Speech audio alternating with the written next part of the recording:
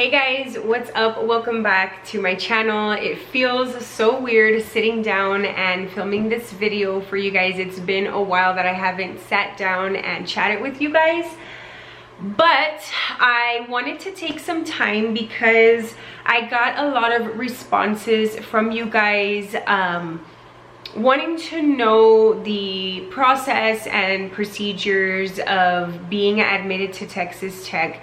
And I feel like I didn't go more into depth about like my transition from a community college to a university. I feel like I just put that video out for you and then that was it. No more update as far as what happened. You know, I got admitted and then what was the next steps. So basically I got admitted and that was through email, and then from there I had to get in contact with the women who help you transition from whatever school that it is. So it's like the transfer department, and you basically tell them, okay, this is the degree that I'm going for. I'm sorry, my mind went blank real quick. That's the degree I'm going for. Tell me if my classes will be able to transfer, and that's the whole setup. Then you have to wait for them to award you financial aid, which that was a process on its own. My community college was on top of financial aid. Like, you knew the very moment when, you know, when your balance would be available. And at Texas Tech, I feel like it takes them a while to kind of like calculate how much you're going to be getting back and then how much you owe. So that's a whole process on its own.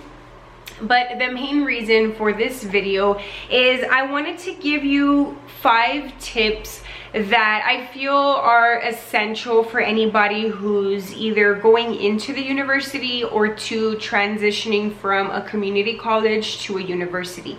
In my case, I'm coming from a community college to a university. So I'm just gonna say that the community college that I was in babied us so much. I am, just so you guys have a reference, I am an English major, and in my community college I was going for general studies, but whatever class that I could, in like any class that I could take in regards to my English major that I'm working for now for my bachelor's degree, I would take. So American literature, Comp 1, Comp 2, which everybody has to take, and I think American literature and all types of literature classes I took. So comparing that to a university class was a whole different ball game, and I'm just going to go in and give you my 5 tips that I learned helped me through the whole course of my first semester at Texas Tech. So for the English department, I am going for an English major and I am getting a minor in addictions or something like that. Let me pull out what it is specifically, but I know mine is English major with a concentration in teaching. So for the fall, no, for the spring, because I started in the spring, I took 4 classes. And the 4 classes that I took was Introduction to Creative Writing, I took Introduction to Fiction, Introduction to Poetry, and Professional Report Writing. Now, this is a little bonus tip and I'm gonna write it down for you. Okay, so these 4 classes, I was thinking like, oh, they're gonna be super easy just because all of the classes that I took at my community college were very easy. I was like, wow, like I'm gonna have such a great time, you know, getting my bachelor's in English because I love these classes. Well, I'll just say that since I came from a community college that babied me so much, I was literally in shock with how much I thought I knew and I didn't. So that's why I came up with these tips for anybody, not just like English majors, but anybody in general who's transitioning from a community college to a university.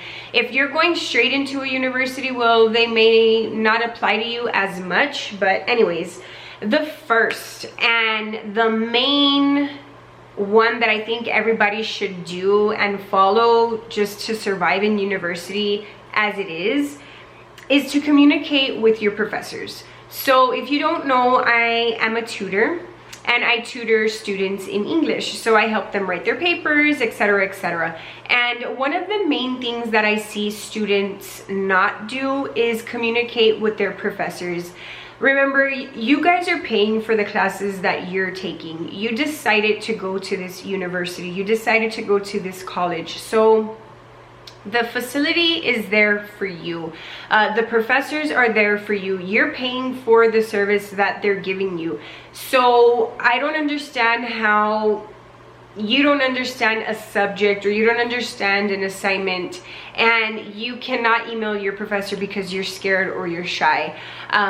You really need to become an adult and mature, and just send the email, even if you're afraid of looking dumb, even if you're afraid of, like, she said it but I don't understand it. Remember, everybody learns differently. There's visual learners, there's verbal learners, there's auditorial learners. I mean, there's so many different types of learners out there, and right now we're in a pandemic where everything is online. So I see a lot of students come in and they don't understand a certain assignment, or they don't understand what the main goal of the assignment is, and they come and get tutored, and they want us to decipher what it is the professor is wanting them to do. So my number one tip for you is to break the ice and email your professors if you don't understand something. And another thing that I see a lot of students not doing is going to your professor's office hours. I always take advantage of going to my professor's office hours. I used to not do this in community college because I didn't need to, but in university, you're kind of like on your own. Nobody is babying you. Either you get it or you don't. And I, most of the time, didn't understand. And you would see me at my professor's office hours asking, you know, I was gonna let them know who I was, you know, they were gonna know who I was when they were grading my papers, because this is the one that keeps coming to my office hours. I don't care, you know. So definitely take advantage of your professors. They're there to help you. Oftentimes they may be frustrated, but you just have to keep asking, because at the end of the day, they're there for you. So tip number 2, and I have it written down, that's why I keep looking. Seems like an obvious one, but not many people take advantage of this either, and there's tutoring available. Oftentimes students don't realize that you are paying for tutoring. That's part of your tuition. That's what you're paying for. Just like the library is there for you, you're paying for the use of the library. So take advantage of tutoring. I know for English majors, they have like the writing department, and they'll help you write papers, or they'll help you with your homework, etc. Right? So if you don't understand something, you already emailed your professor, but you still want additional help, make sure you go out there and ask, like, is there any tutoring services available for this class? What department this is in? Call and let your voice be heard. If you're confused, the school is there to help you. So definitely ask, is there any tutoring services available for anatomy? Are there any tutoring services available for math? I know there is for writing because I'm an English major, so I was always in the tutoring. I got to know the tutors. They were very helpful. They helped me so much. And another thing, my university allows for, whenever you like set up your appointment to be seen with the tutor, it will ask you if you want the tutor to notify the professor that you're going and getting help. And when your professor sees that, they're a little bit more compassionate as to when you're asking questions or on your grade overall. They're like, okay, the student went for tutoring for this assignment, so, you know, here's another 2 points. You know, if you got a 68, they'll give you those 2 points to get to a 70. You know, just all those types of things help. And that's my tip number 2 for you. And then tip number 3 also seems quite obvious, but do not, and I repeat, do not wait until the last minute to do your work. Even if you're going and getting tutored, if you're emailing your professors, if you're emailing them the day it's due about something that you don't understand, that looks really wrong on your end. Even though, I mean, it's not due yet, you know, let's say it's due at 5 p.m. on the day that it's due, still email them, but it looks bad on your end because you have all these classes going on and teachers want to feel that the class that they're teaching you is a priority to you.